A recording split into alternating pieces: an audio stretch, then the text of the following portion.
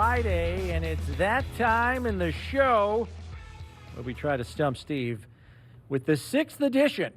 It is time for Tasker's Teammate. Da-da-da-da. Look at this.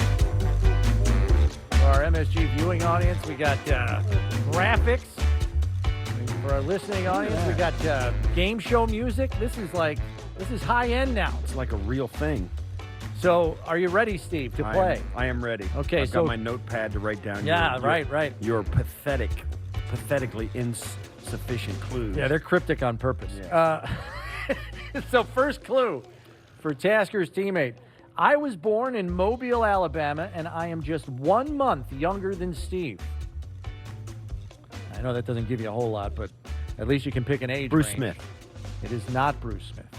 It was not bad. He was John Fina. It's not John Fina. No, John Fina. All right.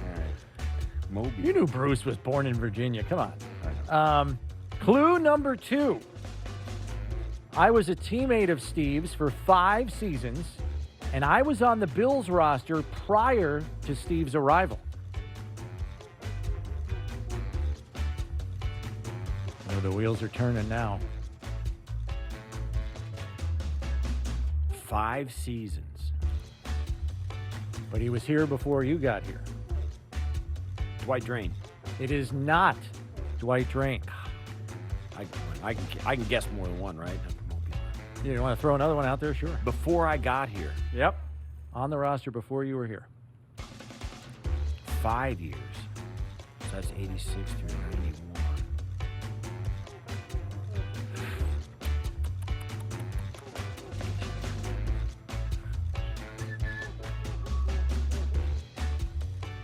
I don't know. Go ahead. Okay, clue number 3, and I believe I'm incorrect. It's 4 seasons, Steve. Sorry, Okay, 4 4 seasons he was your teammate. 90.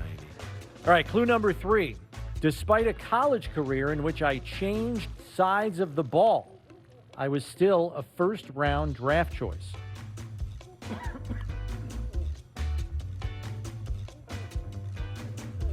Gotta be. These are pretty cryptic. I'm trying to be evasive on purpose to make this hard on Steve.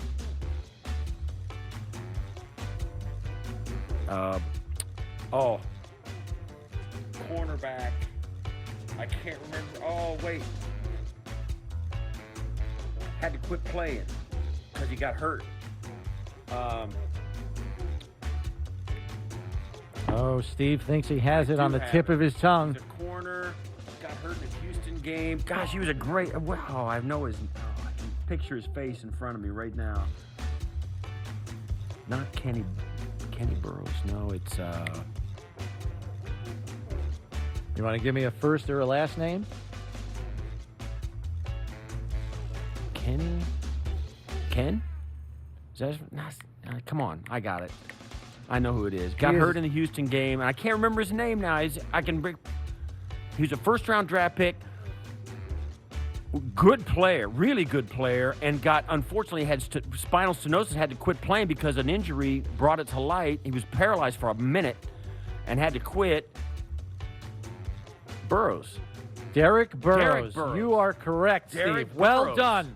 I wanted to give you time to get it. Derek Burrows. So it only took him 3 clues this week. Steve. That's right, Derek Burrows. Well done, yes. And I believe we have Derek on the line. Hey, Steve, I would have never thought you would have. Derek, are you there? I am here. Yes, I'm here. Is Derek on the hear me? line? Can you hear him, Steve? I can No, hear I him. can't hear him. Oh, hold on. Oh, Where is you it? got a Where am I loose at wire. You got a loose wire. Do I have a loose wire? Is he there? Yes, Derek is here. So just to fill in the rest of the blanks here, Derek became a full-time starter in his 3rd season with the Bills, remained in the starting lineup for the last couple of years he was here, and then got into coaching after his playing career was over. Even coached his first pro coaching was in NFL Europe for Amsterdam and Berlin. All right, now I can hear him. Go ahead, man. Hey, Steve, how are you? I'm doing great now. Hey, how are listen, you doing? I wouldn't have never guessed in a million years, considering the time we have not talked or spoken, you would have ever guessed. That makes me feel good. Oh, I remember the day when you had to quit playing. I remember you were a great voice in a locker room. You lived through You lived through that 1990 season. Yeah, And I remember you were one of the voices that would sit there next to Bruce and tell him to sit down and be quiet. Yeah. It was you were a great guy. I tell you what, the entire roster was sick when you couldn't play football anymore. And I know it was a tragedy and it's something that you did because of your health. But man, oh man, we missed you, man. We really missed you. And you know, I want to say this, and I know our time is short, but you know, Steve, I never appreciated how good you actually were until we weren't teammates, and I got a chance to watch you from a fan's perspective. And then when I got hurt, I watched us go to 4 straight Super Bowls, and I watched you on special teams, and I got to say, bro, you are by far one of the best special team guys I've ever saw in my life. Well, I appreciate it. But I didn't understand that, and I didn't realize that until after I got hurt, and I got a chance to watch you as a fan, and I wish I could have appreciated it as a teammate.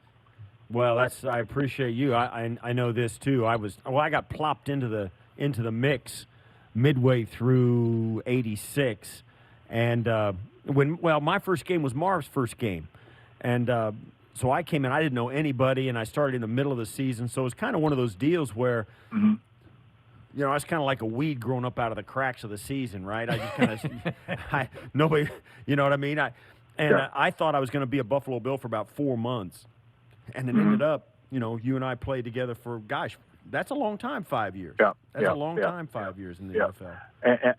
And I vividly remember Marv teaching us. We were coming off the edges, you know, trying to learn how to block kicks. Yeah. And it took me about 4 steps. It took you 5, but yet you were doing it more correctly than I was.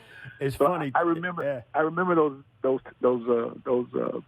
good moments of being a teammate. But I really wish I could have appreciated being your teammate a little bit more.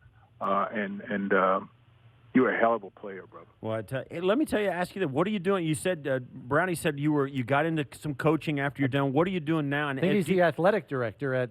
Are you still the athletic director? Well, yes, I am. I've been coaching 27 years. I decided to step down last year as the head football coach, but I've been the head football coach and athletic director at the same time at this small HBCU Division II school called Lane College here in Jackson, Tennessee. Oh, yeah. But it just got too much for me to do both. So I'm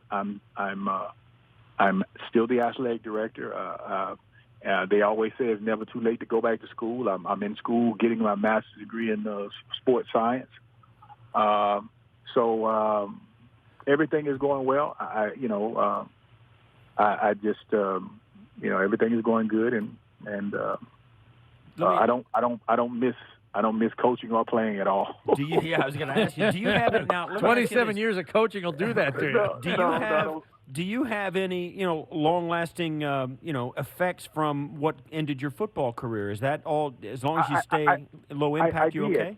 I did for a long time. I had a lot of neck issues, and then for years I had been getting different types of therapy and injections in my neck, and then I eventually moved down to my back.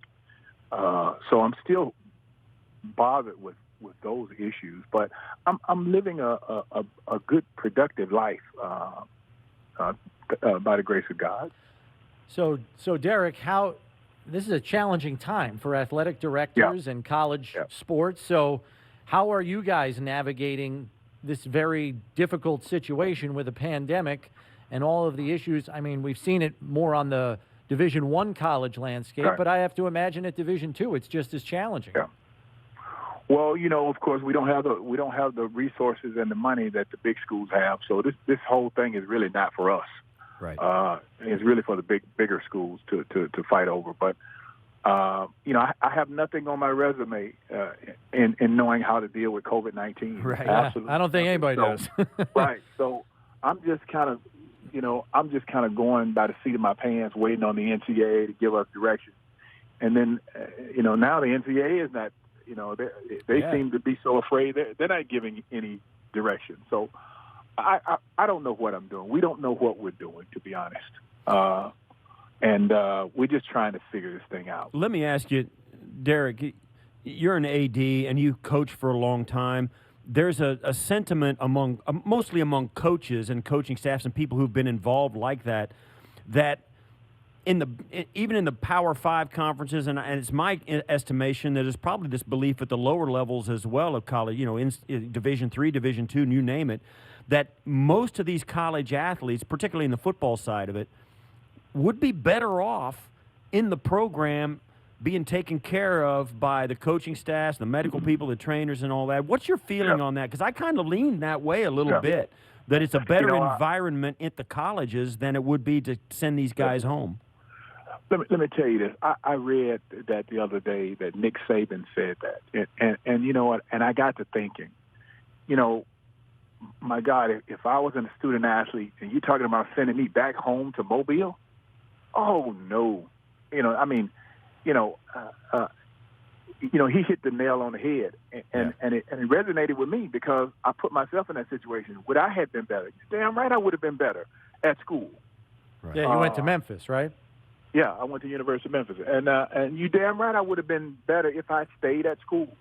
Right. Or I knew if I stayed at school I would have been eating 3 meals a day. Right. So absolutely, no question. Yeah, I think there's still, and that's still prevalent, even at the Power 5 schools. Am I right? Yeah, absolutely. Yeah. That much hadn't changed. See, I think this too, Derek, and I know that there's multiple, not at Lane College, of course, but in Alabama, LSU, Clemson, and those schools of that ilk. There is a lot of cynicism about how much money those coaches make and how much money is driven by that. But I believe the best coaches and the ones that are at those schools, you know, are great coaches. Mm-hmm. They get those jobs because they do go down and get to know their players. They do have personal relationships. They are good leaders of those guys. And they do care about those kids' welfare. That's why they believe that they're the better option in this scenario than sending these kids back to their homes. I'm not one of the cynical things that think these coaches are all doing it for the money. If they're doing it for the money, they don't last very long. So even the guys like Nick Saban and Dabo Swinney, they care about their kids. And that's why they believe, like you do, that those kids are better off with them. Well, you know, being one of those athletes, being one of those athletes they were talking about, I can relate to that, to be honest. And any athlete that come from a similar environment that I came from, absolutely. You know, when I read it, when Nick Saban said it, and I read it, and I'm saying to myself, "You damn right, I would definitely have been better. I would have been safer." You know, in a better environment than sending me back to Mobile. That was the worst thing you could have done for me. Right. So I don't think it has. You know, I don't want people to read more into that. I mean, it doesn't mean that it's all about football. But the truth is, most of those kids aren't from great environments. Yeah, it's a quality of life issue. Yeah. So I didn't read that as you know, Nick was being selfish or Dabo was being selfish and wanted to play football. I read it as a safety issue. You know. Yeah. So, Derek, listen, we appreciate you taking the time to call in and play along with us here in this edition of Tasker's Teammate. I know Steve got a kick out of catching up with you a little bit, and we're glad you're doing well, and we wish you the best, and who knows, maybe we'll catch up with you down the line here. Good luck with everything you got to handle there at Lane. Thank you very much, sir. Thank you, Derek. It's great talking to you. Thank you so much. Great talking to you, Steve. All right, take care. All right, that's Derek Burrows, former first-round draft choice of the Buffalo Bills in 1985.